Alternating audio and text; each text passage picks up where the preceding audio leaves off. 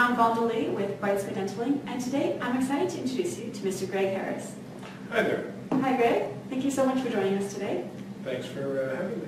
We're really excited to have Greg here today because he's known a little bit as an expert in the field, and we'd like to get his take on collaborations between dentists and labs.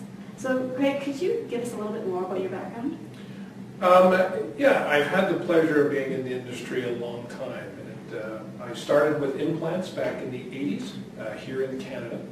I then took a product called Procera, which was an all-ceramic crown, and we launched that in North America. I moved to the US at that point in the very early or late 90s, and have remained in the US since then, working with most of the CAD/CAM companies with things like Lava and CapTech, working with both the restorative doctors, the materials folks, as well as the laboratories.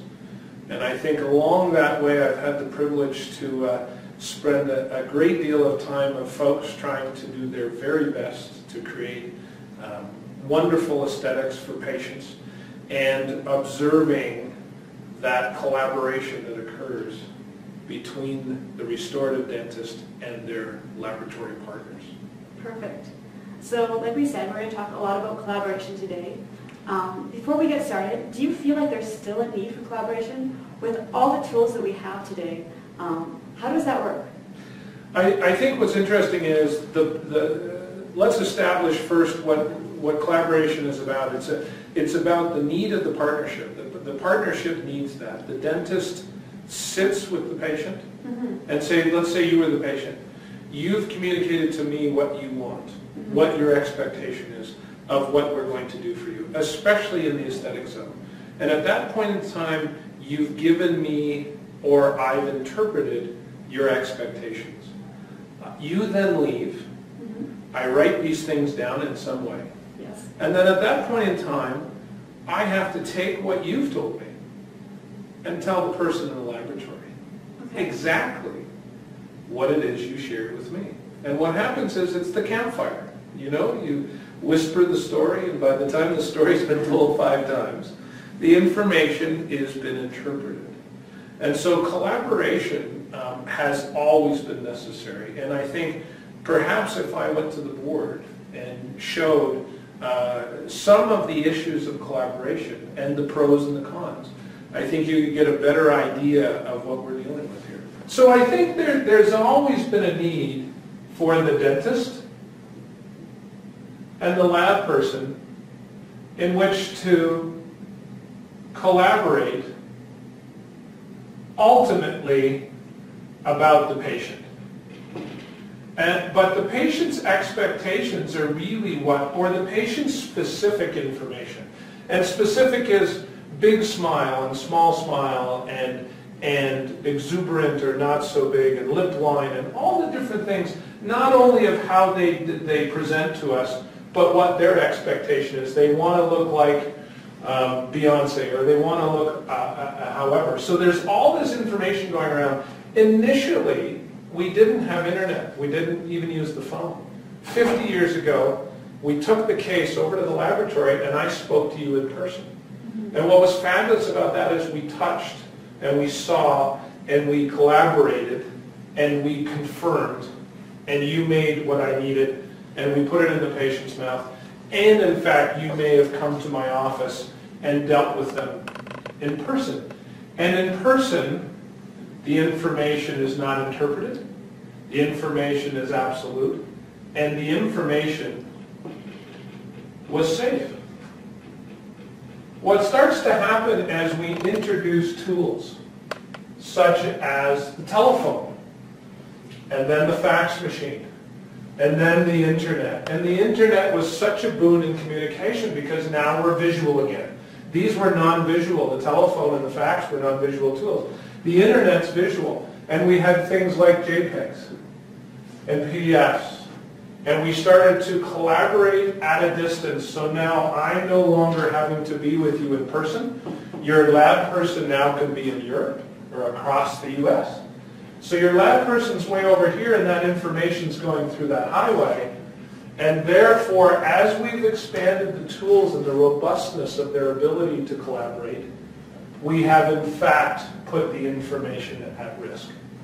And I think that brings us to today, is that patient-specific information, there is a need, if not, there is a mandate, and the mandate is 2014. The mandate is to protect that information, and all of a sudden this wonderful tool has become an enemy. It's become a leak. And so therefore we have to figure out a way in which to preserve the need to collaborate, to utilize the robustness of our digital highway, and at the same time protect the patient's information. So I think one more thing, Vondalee, is so we've talked about secure and safe. We've talked about the robust tools because we are a visual industry. And then there's the other thing is convenient, because we hate behavioral change. All of us do, and dentists specifically. They love procedures. And so what happens is when we add things, we also have to make sure that they're convenient. And the fax machine, quite frankly, as unsafe as it was, very convenient once you figured out which buttons to push. And you stuck that paper in, you hit it, and it came out the other end, and the machine said okay. And the internet attaching photos. How many of us went through a long, hard process of, gee, it's too big, it took too long, I'm not sure if I did it. Did it come out the other end? Oh, I can't open it. There was all these types of things. And then when we introduced more variety of types of files, look at all the challenges we've had with Word docs versus PDFs versus JPEGs. And then we introduce cone beam and DICOM and iTero files and all these STL files, which are really just really big JPEGs. And then we had to have different viewers. And there's another need in the industry, not only to be visual, to be safe, but to be convenient. And I think there's probably two levels that are necessary. There's one for the pictures, and then there's one for the words. And I think a lot of companies are trying to combine those. And you seem to have, and we'll speak to this, you seem to have taken those apart and said, gee, if I really need to collaborate in a visual way, use this tool. But if I just need to tell you something a little bit, just use that tool. And it's kind of like you have texting and you have emailing. And that's why I think, and we'll speak to that about BrightSquid as we move through today. Another thing that I think you and I talked about this morning was, I asked you if you were a person who eats steak. Yes. And I'll have to say, Vondalee, you're someone that like yourself looks like a vegetarian, and I want to say that as a compliment and not as I'm quite supportive of the other side. But I think what's important is, and you go to your favorite steak restaurant and you say to them, I would like my steak rare. And they say, gee whiz, we make steaks rare this way. And you say, gee, that's too rare or not rare enough. And I think dentistry has that essence as well. You would think steaks cooked rare would be standardized. You think rare. It's just like light occlusion or tight contacts. And so much of dentistry hinges upon that collaboration, the interpretive aspect of what did you mean by rare. And generally as a lab person, I have to cook you 3 crowns before I know what your rare is. And I have to send it over to you and you go, too rare, too loose, too tight, not a bit. And so despite the fact we have tons of tools and we have all these wonderful gauges and indicators and digital things and shade takers, it is an industry of essence. It's an industry of interpretation. And until you and I are on the same page, we are not able to meet the patient expectation. So therefore, we can't take away the robustness of these tools. In order to be safe, we have to enhance or protect the robustness and make them convenient.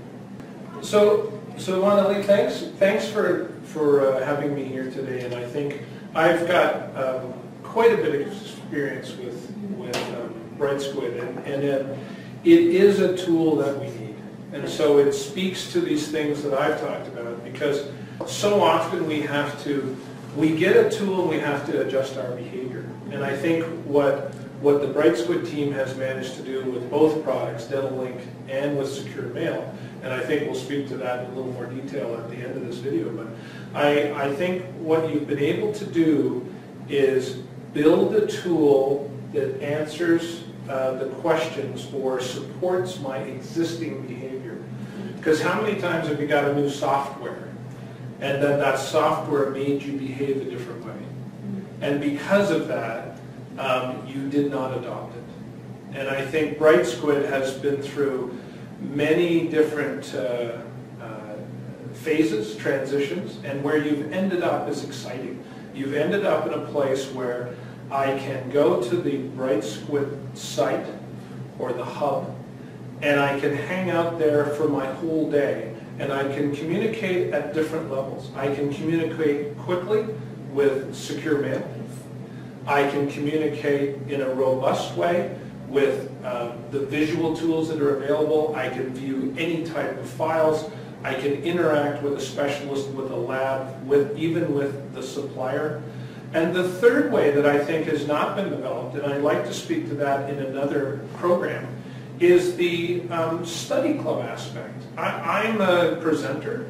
I need to put together presentations. We're working on a bunch of exciting things, and there's always the drudgery of taking what we've learned with that patient and all the individual information and getting it into a presentation to share with others and to share safely with others.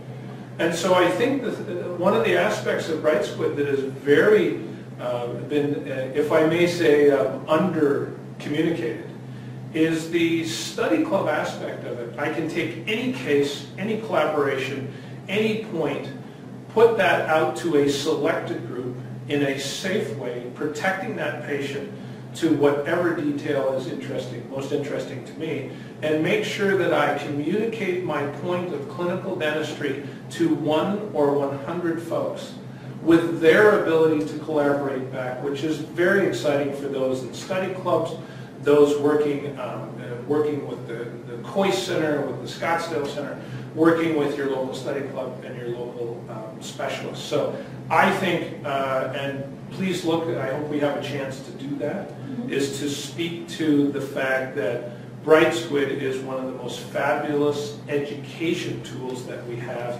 that safely and effectively communicates a key point of restorative dentistry. So I look forward to that. Great. Well, we'll do another video, possibly just on that. There's a lot of tools on Bright Squid that facilitate that need, especially the automatic PowerPoint that you can get from your cases. So we'll talk about that another day. Thank you so much for having me. Yes, thank you so much, Greg, for joining us today. Thank you to all our viewers for watching the video.